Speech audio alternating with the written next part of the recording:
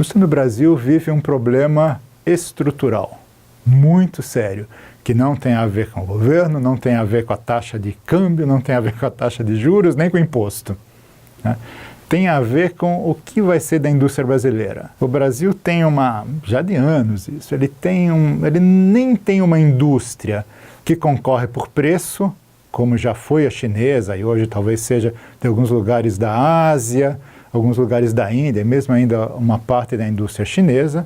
Ele não tem um custo baixo para poder competir por preço e também não tem nenhuma qualidade, nenhum grau de inovação de produto para competir com a Alemanha, em alguns setores com a Itália, com esses países que têm uma oferta exportável, digamos assim, muito qualificada do ponto de vista de inovação e de qualidade. E aí começa a ter um problema, né? Sofre uma concorrência de produto importado e não consegue exportar muito, né? Então esse é um dilema que algum conjunto de políticas públicas tentou enfrentar com não tanto sucesso, né? Porque basicamente elas são descontinuadas ao longo do tempo, mas esse é um dilema muito forte. Houve no governo Lula I uma série de mudanças importantes, lei de inovação, lei do bem, visando, o objetivo era incentivar as empresas a estabelecerem um grau de inovação maior, né? Para um conjunto de empresas isso funcionou. Depois, um pouquinho mais tarde, isso foi bastante impulsionado por alguns programas da FINEP, que é uma agência federal. A própria FAPESP no estado de São Paulo também contribuiu, numa escala bem menor, é verdade, mas contribuiu. Mas isso precisa continuidade. Não adianta ter um programa de 3 anos, que depois de 3 anos deixa de existir, né? Para dar um salto precisa muito tempo, as inovações mais radicais elas demoram para maturar, né? Então isso é um problema. A indústria brasileira ela foi desenvolvida, ela foi estruturada numa outra época, com um mercado extremamente protegido, como foi em todo lugar, né? Extremamente protegido, mas internacionalizado. Essa é a diferença da estrutura produtiva brasileira. Ela é voltada para o mercado interno, mas ela é dominada por empresas multinacionais, né? Que, grosso modo, né, trazem para cá desenvolvimentos que elas já têm nos países de origem, tá? E muitas vezes com defasagem. Depois de anos que está lá, vem para cá, elas começam a produzir aqui. Então, não se desenvolveu de uma forma muito forte um sistema de desenvolvimento de produto pesado aqui no Brasil, né? Então o grau de inovação da nossa indústria é baixo.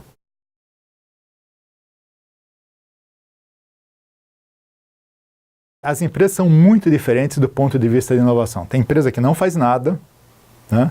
Bom, tem as startups, mas deixa para lá que é mais complicado. As empresas estabelecidas, tem algumas que começaram nacionalizando um produto décadas atrás, e que, por exemplo, vendiam para uma montadora, era sempre o mesmo produto. Esse mundo está acabando. Então elas começam a ou perder o mercado, tá? E a importação vai entrando um pouco por aí, ou então elas tentam fazer alguma coisa, mas ela não tem base técnica, nunca fez, então ela tem uma dificuldade. Aí ela precisaria em princípio fazer, digamos assim, uma cópia inteligente, né? Pegar um produto que ela não faça, que seja melhor que o dela, e fazer um projeto melhor que o produto concorrente para poder.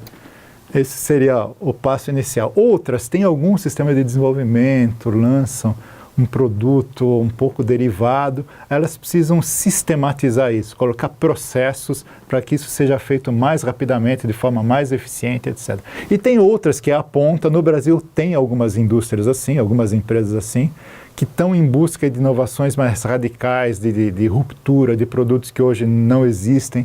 O problema é que são muito poucas aqui, mas essas vão ser as empresas que vão crescer daqui a 5, 10, 15 anos. Se não começar agora, não vai ter líderes daqui a 5, 10, 15 anos. Por exemplo, eu coordenei um convênio USP, FINEP, intermediado pela Fundação Vanzolini, que operacionalizava tudo, que criou, foi um edital que criou os núcleos de apoio à gestão de inovação. Então tinha um núcleo de apoio à gestão da inovação aqui na Poli, que eu coordenava, em rede com várias outras instituições e universidades no Brasil, Unicinos, COP no Rio de Janeiro, Federal de Pernambuco, Agência Brasileira de Desenvolvimento Industrial, enfim, um conjunto de parceiros, e aí, que teve como princípio desenvolver metodologias, desenvolver difusão. Tem um conjunto de vários vídeos no site do departamento, no YouTube, sobre gestão de inovação abertos, que podem ser consultados. Tem uma consulta muito grande sobre temas correlacionados à gestão de inovação. E também a gente fez, digamos assim, diagnóstico e propostas de melhoria em loco para 83 empresas. A meta era 80, sobrou dinheiro, nós temos mais 3, né? Sobre o sistema de gestão da inovação deles. Então, grosso modo, a gente seguiu essa segmentação que eu acabei de falar, né? Se a empresa não tem nada, se ela tem um processo que precisa melhorar, se ela está mais radical, incluindo startups. A gente teve uma ação muito forte com startups para ajudá-las a irem para frente. E a startup trabalha com incerteza, então a gente entrava com métodos de gestão de incerteza para que eles pudessem, né, evoluir.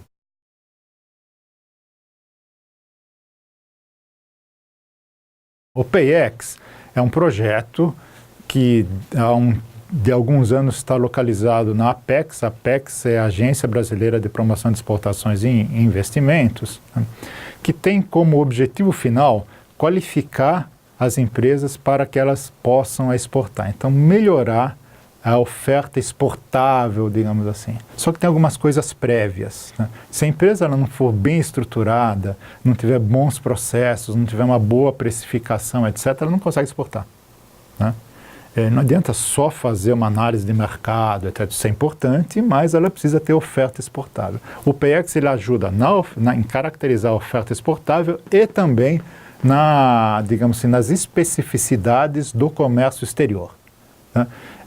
Que não é trivial, tá certo? Como é que eu opero, como é que eu posso fazer, eu preciso adaptar um rótulo para exportar para um determinado país, tem uma determinada legislação. O PayEx ajuda empresas, principalmente de pequeno porte, tá? Não necessariamente, mas principalmente, a melhorar sua condição para exportar e entrar em mercados internacionais. Mas, grosso modo, a exportação industrial brasileira é baixa, tá? É muito baixa.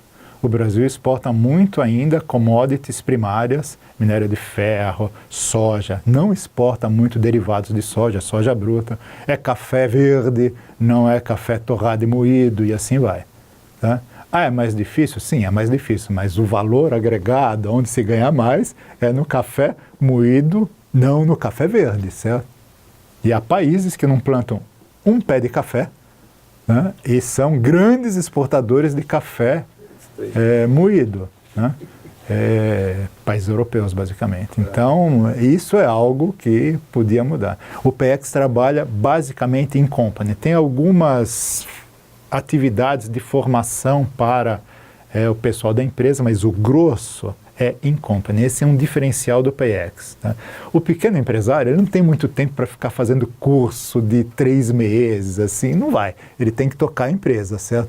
E então é uma ação muito prática, rápida, tá? Que é feito na empresa, um diagnóstico, um plano de ação e depois tem um período para acompanhar a empresa nessa implantação. A implantação é da empresa, ela que decide fazer, mas tem o técnico do PayEx que acompanha.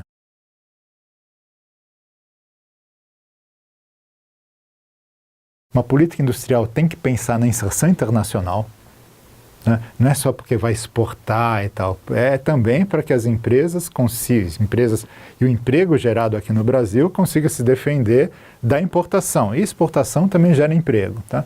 Mas cria uma dinâmica virtuosa a inserção internacional.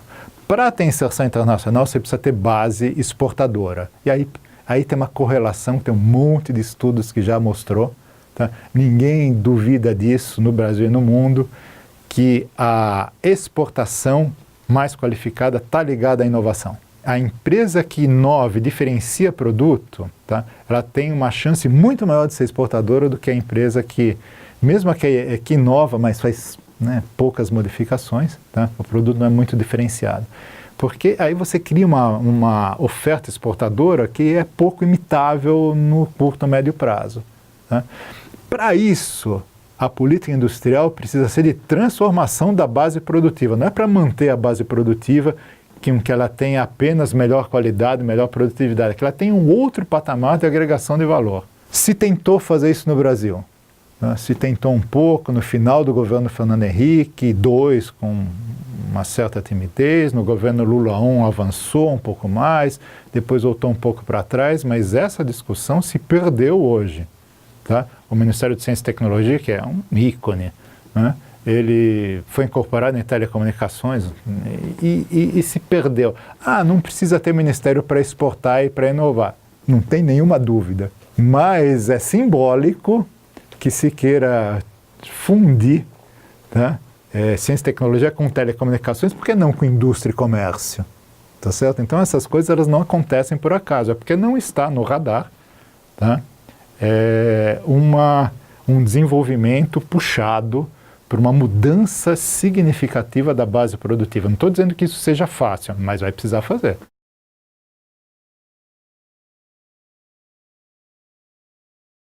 Não tem nenhum país do mundo que essa mudança aconteça sem um forte apoio do Estado. Se a gente for pegar os programas Indústria 4.0 na Alemanha e manufatura avançada nos Estados Unidos, são puxados pelo Estado. Nos Estados Unidos é ligado à presidência da República, né? É um escritório dentro da Casa Branca, que se chama Escritório de Política Científica e Tecnológica, né? Dentro da Casa Branca, que tem o objetivo de melhorar a competitividade americana na indústria a partir de inovações radicais, pensando para daqui a 20 anos. Então, o que eles fazem? Fotônica, que são circuitos à base de luz. Eles fazem eletrônica flexível, imagina circuitos integrados, chips que você pode colar no corpo, tá? Porque eles se moldam. Tá? Eles fazem, tem programas, inclusive, para pegar a velha metalurgia de materiais leves, alumínio, etc., que se deixou de estudar, tá? Para desenvolver novos processos de transformação desses materiais, toda a parte de bioprocessos, que é emergente no mundo. Então, tudo isso com o apoio do Estado. Tá? E entram instituições como MIT, RPI, são as grandes universidades americanas, Georgia Tech, assim vai. Tá? Entram estados e entram municípios. Tá? O Estado investe, o Estado de Nova York investiu 250 milhões de dólares na sede do Instituto de Fotônica. A cidade de San José, na Califórnia, a cidade, ela ganhou a sede do Centro de Fotônica, né, porque ela investiu nisso. Então tem uma dinâmica no mundo, sim, tá, com forte apoio no Estado, os projetos da Fraunhofer, né, os institutos alemães que estão ligados um pouco à indústria 4.0 alemã, né, é o projeto alemão, eles são fortemente subsidiados pelo Estado Nacional alemão, federal, e pelos estados regionais. Né? Então isso é pacífico.